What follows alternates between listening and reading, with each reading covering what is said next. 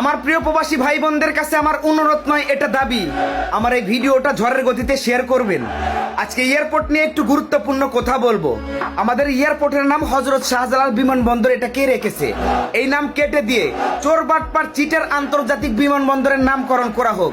কারণ ওইখানে যারা বসে আছে তাদের মধ্যে অধিকাংশই চোর বাটপার আর বেজন্মা। এই দেশে প্রবাসীদের কি কোনো অবদান নেই? প্রবাসীরা কি দেশের জন্য কিছুই করে না? তাহলে প্রবাসীরা কেন নির্যাতন হচ্ছে এয়ারপোর্টে? প্রতিনিয়ত এমন খবর আসে, প্রতিনিয়ত এভাবেই নির্যাতন হয়ে যাচ্ছে। আমরা কোনো প্রতিকার পাচ্ছি না, আমরা কোনো এটার নিষ্পত্তি পাচ্ছি না। আমরা কিন্তু এত সহজে এটা ছেড়ে দিব না। এবার আঙ্গুল বাঁকা করব, সোজা করে আসলে ঘি উঠবে না। আমরা প্রবাসীরা বিদেশ থেকে কি নিয়ে যাই? হিরোইন, ফেন্সিডিল, ইয়াবা, নাকি স্বর্ণের পাহাড়, মোবাইলের দোকান? আমরা সামান্য আমাদের কষ্টের উপার্জিত টাকা দিয়ে কিছু মাল সামান নিয়ে যাই, সেটাকে লাগেজ কেটে চেক করতে হবে?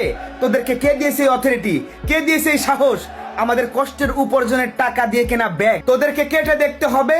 2 কোটি প্রবাসী আমরা প্রবাসে আছি। আমাদের দেশে 2 কোটি প্রবাসীদের পরিবার আছে।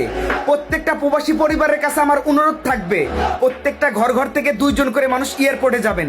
এয়ারপোর্টে যত পুরোনো কর্মচারী আছে, ঝাড়ুদার থেকে শুরু করে বড় অফিসার পর্যন্ত, প্রত্যেককে পিটিয়ে এয়ারপোর্ট থেকে বের করতে হবে। নতুন লোকজনদেরকে নিয়োগ দিতে হবে।